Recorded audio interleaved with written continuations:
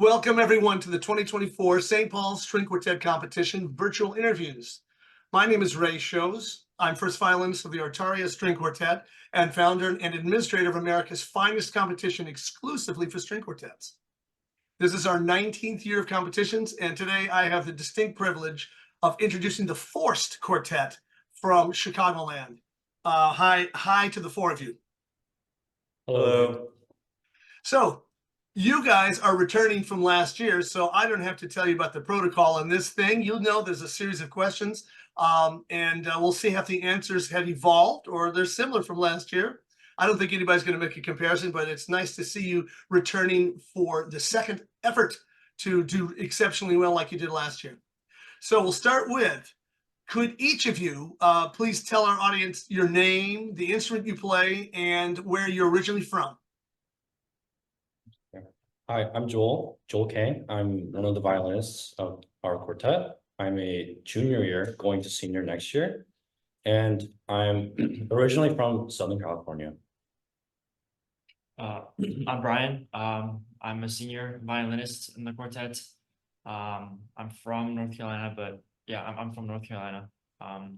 Yeah. And I'm Sanford Watley. I play viola, and I'm also a junior. And I'm from Tenafly, New Jersey. Hi, I'm Sarah Chong. I'm the cellist of the quartet. I'm a fourth-year undergraduate, and I'm from San Jose, California. Super. So, my next question is going to be, how do the four of you guys get interested in chamber music? And let's do that individually. Sarah, you want to start us off? Yeah. When I was first starting music, I think I didn't have as much opportunity to do chamber music.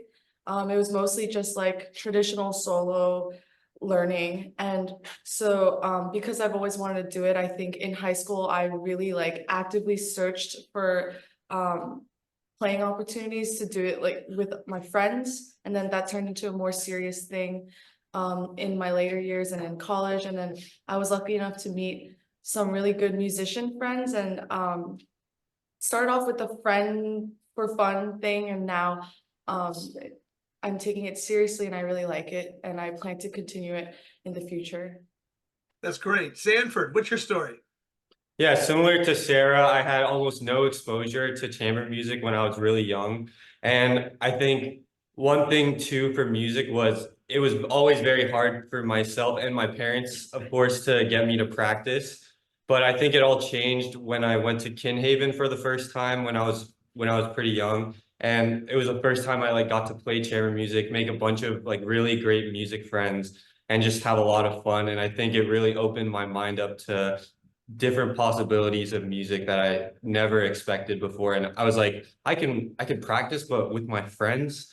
And so it was a really cool thing. And ever since then, I've been taking chamber music pretty seriously. And in my high school and middle school years, I was in a piano trio for a very long time, and we did a bit of competing. But yeah, I think chamber music has just become a really big part of my life now, and I really just want to keep going with it. Looks like you're doing that. Brian. I'd say the same for similar to both of these guys. I would say in high school and middle school, I didn't really have too much experience with chamber music besides a couple weeks that I'd get at a summer festival. Which I did always find enjoyable. So when I got into university, I really wanted to try as many groups and as many different pieces as I could just to expand my rep. And I discovered that I really, really enjoyed just quartet and also just working with these guys. So yeah. Okay, Joel, you have the tough job. They've already said all the good stuff. What's next for you? Unfortunately, it's pretty much the same as all of them. I first started chamber. My first exposure was in Meadowknott School of Music, which is somewhere up in upper state New York. Mm-hmm. And that's the first time I've ever played in a string quartet. And ever since then, I've really focused less of solo and orchestra things, and I've been really focused on chamber music. I think that's just very it's an art form that really fits well with me. I like to collaborate with others, but also really like having a big responsibility within a group, an ensemble. And I thought the string quartet was just the most natural form for me to participate in. Joel, if you can remember back, since it's not that long ago that you were first doing the string quartet, what was going through your mind when you sat down or were assigned to people that did you know the people that were in your group because you'd met them, or were they complete strangers? Oh yeah, we initially had me, Brian, and Sarah participated in the same camp Meadowmount back in 2020, 2021. Yeah, And we all played in a quartet with the different violists. Yeah. And because we formed because we were originally good friends even before the camp. okay. And then the year after the summer, we invited Sanford to join our group to continue on Northwestern. And ever since then, we've been, working and competing.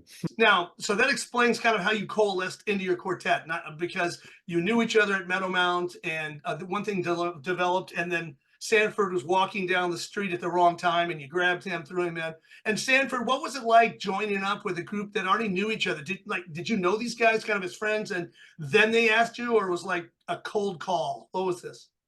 I think it was a bit of both. We just started out being friends. It was in the early years of our undergrads.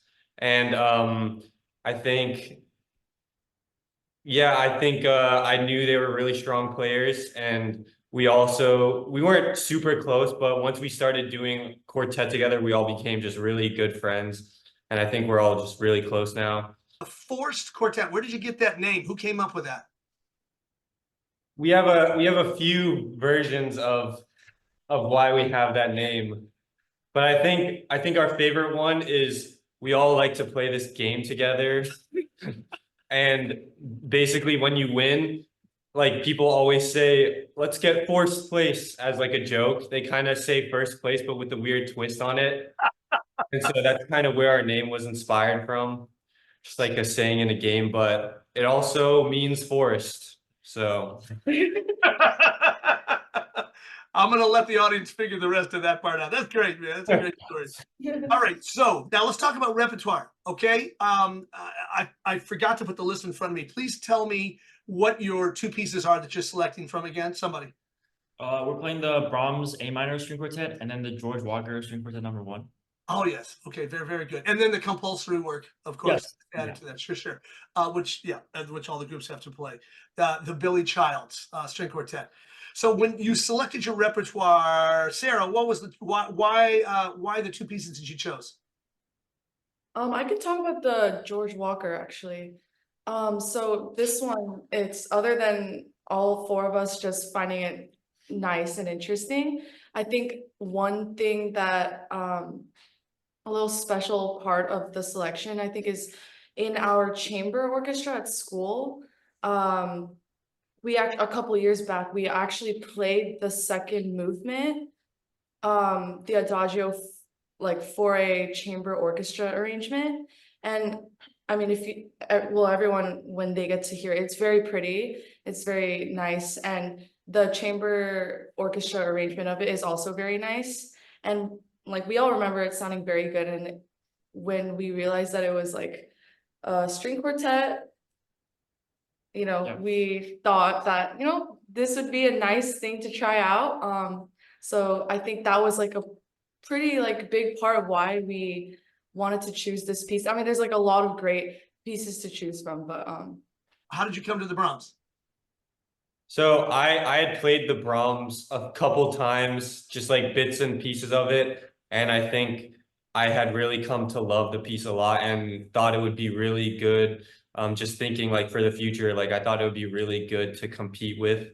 And so I just suggested it to them. And I think we all really love the piece. It's super complex and rich and very emotional. And I mean, we all love Brahms too. So I think it fits well with our playing and our style. So I think that was a big part of why we chose the quartet.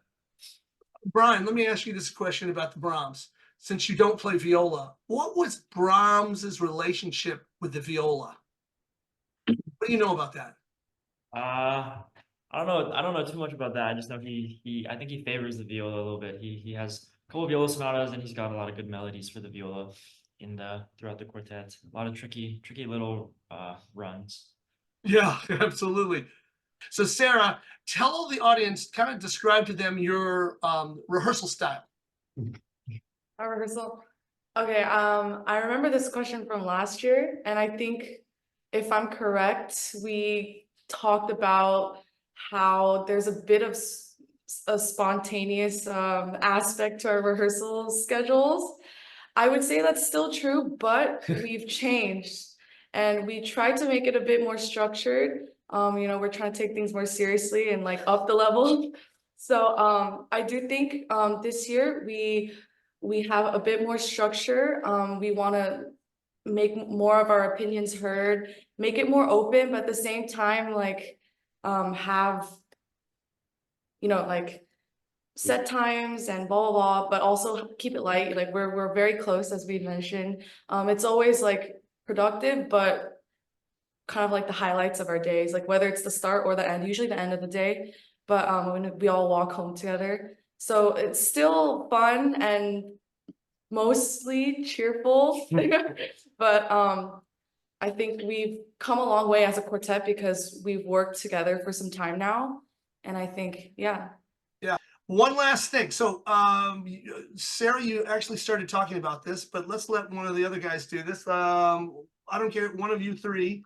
How has your quartet changed and progressed from last year? I think our friendship has definitely became even stronger, especially after going through like months of like rigorous preparation for competitions. And even like, going on road trips together just to compete has really solidified our relationships pretty well. I think we've all developed individually a lot this year. And I think we all try to bring some of that into rehearsals. And I think in that sense, like we all kind of elevate each other's, ways of playing and as a group. And I think we also prepared a lot earlier this year than last year. So I think that should definitely be better for us. Because I remember last year, we were just building up the foundation before winter break, just learning how we play together, and then really started working hard during the beginning of the year. But this year we actually started at the beginning of the school year, so I'd say we had like 3-4 months extra of preparation compared to last year. So